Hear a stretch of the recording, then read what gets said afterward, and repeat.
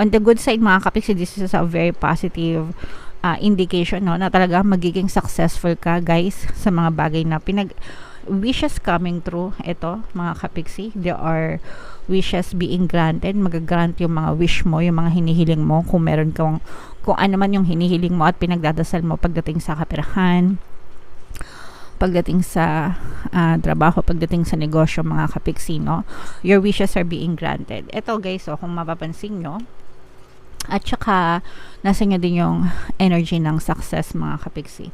So kung mapapansin nyo guys, ito yung mga hinihiling nyo. Let's say for example, mga pinagdadasal mo, kung ano man yung pinagdadasal mo from the heaven is pouring its blessings. Ayan, no, kung makita mo, meron siyang hawak na pitchel. Yung pitchel may laman na tubig, tapos ginagrant niya sa'yo, no, pinupuno niya itong mga cups na to.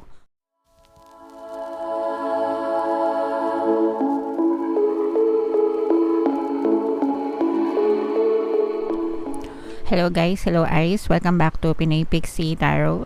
Ang pamagat ng ating episode for tonight is Money Money Come to Me. Ito ang ating money reading para sa Aries ngayong October. Sun, Moon, Rising Sign, and Venus mga kapiksi. Shuffle ko yung cards guys, hanapin ko yung energy ng money at saka yung energy ng Aries. So ito yung money energy mga kapiksi. Ngayon naman hanapin natin yung energy ng Aries. Eto, so Aries guys, kayo ay represent ng Queen of Wands sa ating spread. Combination to guys ng positive and negative energy. General reading lang, pwede mag-resonate, pwedeng hindi. Comment down below mga kapiksi if naka-resonate kayo sa mga messages para sa inyo. So dito guys, may nakikita rin tayong presence ng air sign, Aquarius, Gemini, Libra. For some of you, maaring may air element kayo sa inyong natal chart. For some of you guys, especially Aquarius, you may be dealing with an air sign as well, at saka fire sign, Aries, Leo, Sagittarius, or masculine energy ng Aries, at saka earth signs mga kapiksi, Capricorn, Taurus, Virgo. This is a very positive energy, no? Yung nakikita natin sa negative, may positive. Yung nakikita natin sa negative mga kapiksi, maaaring may mga, yung iba sa inyo parang feeling ko medyo nagiging close-minded kayo. Comment down below mga kapiksi if naka-resonate kayo. Parang medyo nagiging close-minded kayo mga kapiksi. And yung iba sa inyo parang nadidemotivate. Especially if, let's say for example, may negosyo kayo, may business kayo, or even sa mga trabaho, ganyan. Kasi meron kayong some kind of competition na parang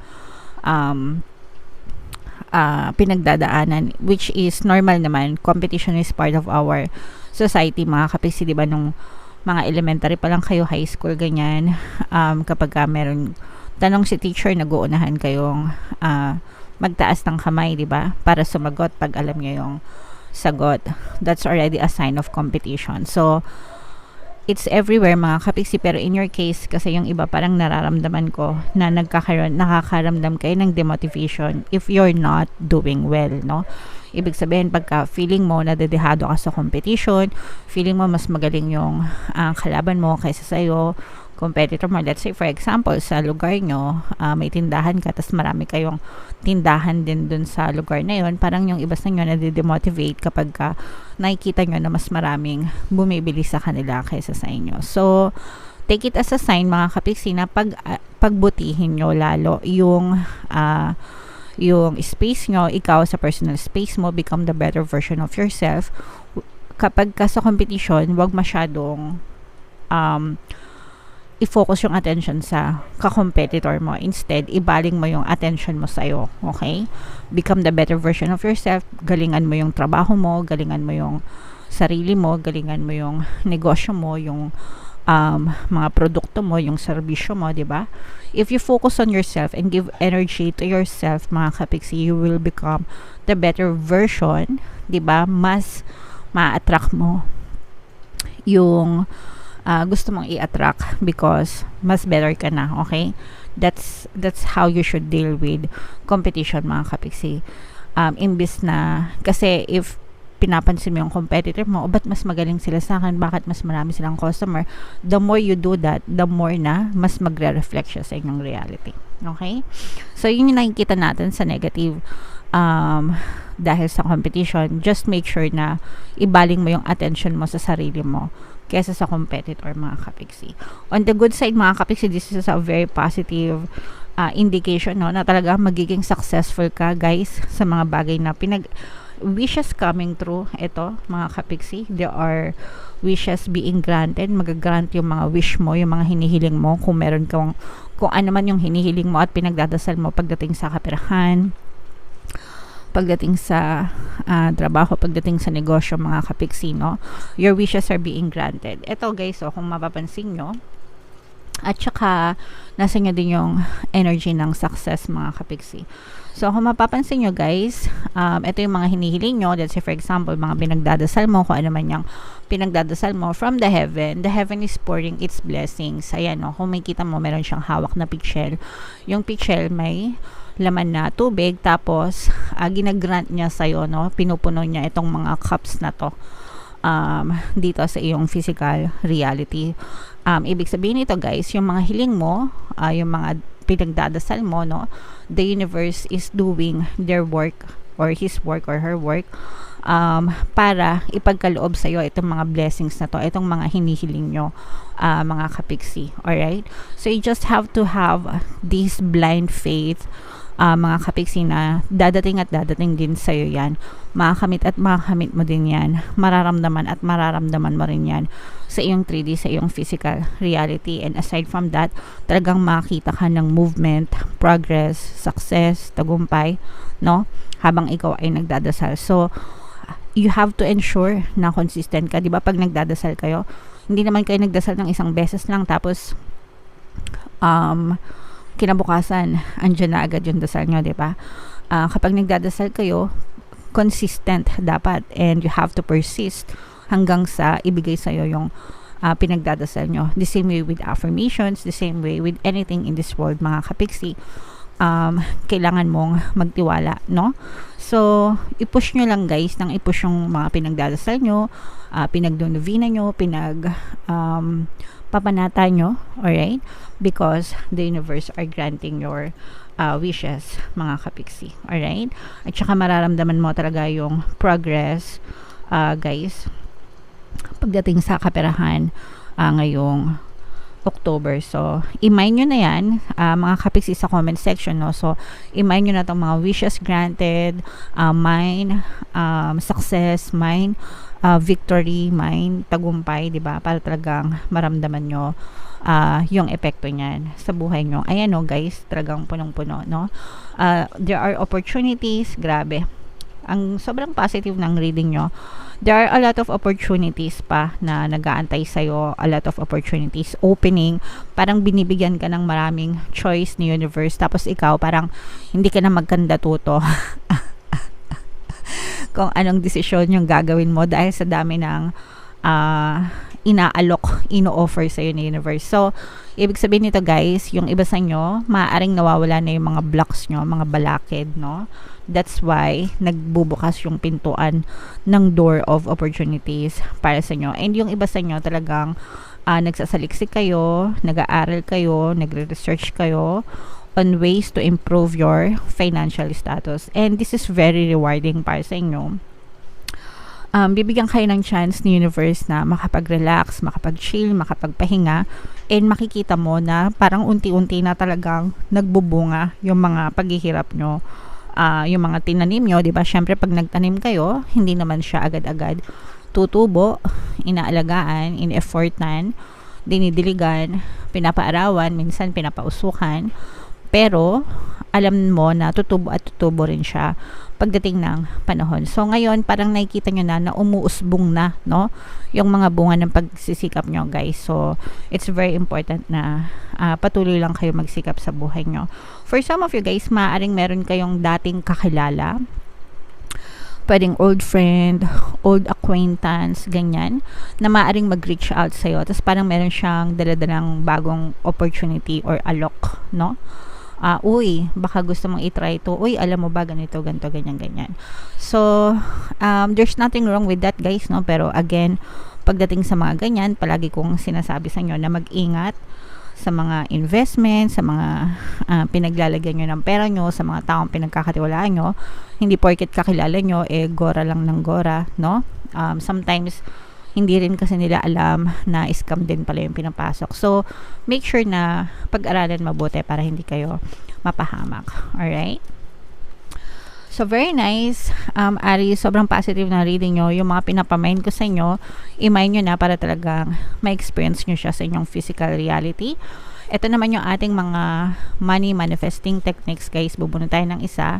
Bago tayo bumunot, panoorin nyo muna tong video natin regarding sa ating paano mag-manifest ng abundance video course. Kapiksi, sawa ka na ba sa mga struggles at hirap sa buhay mo? Masipag ka ba at masikap sa buhay ngunit hindi ka pa rin umaasenso? Ilang beses ka na bang nag-attempt magnegosyo at mag-invest pero palagi ka pa rin nalulugi? Sa pagkakataon na ito ay maaaring may subconscious beliefs ka na nagiging balakid sa iyong pag-unlad at pagyaman.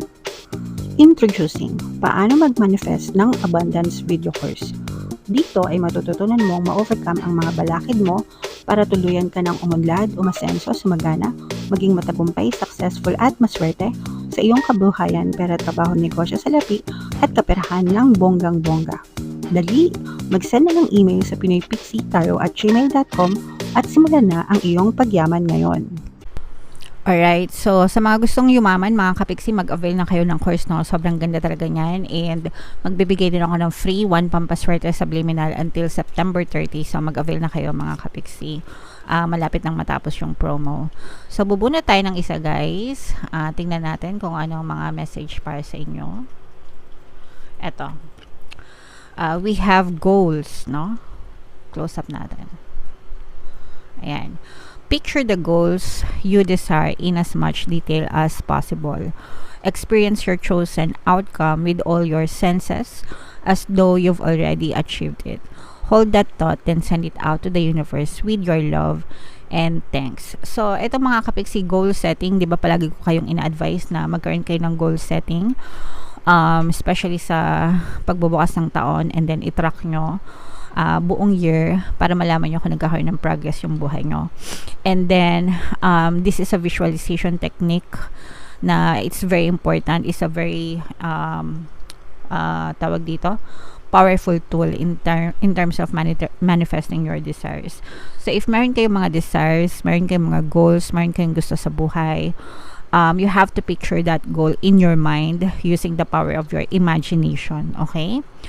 And then, habang visualize siya, kumbaga, let's say for example, may goal ka, gusto mong matanggap ka dyan sa trabaho na yan, nag-apply ka sa trabaho na yan. So, you have to picture that goal in your head, no? Kunwari, LBC, yeah. Kunwari na lang LBC, nag-a-apply ka para maging empleyado ng LBC. So, imaginein mo what would you feel? Anong ginagawa mo? Anong gagawin mo kapag ikaw ay natanggap na as empleyado ng LBC? So, imaginein mo yung sarili mo nakasuot ng uniform ng LBC, di ba yung kulay red na polo shirt? Tapos, imaginein mo na nakasuot ka ng ID, yung lanyard mo may tatak na LBC, tapos yung ID mo may nakalagay na LBC, di ba, ganyan.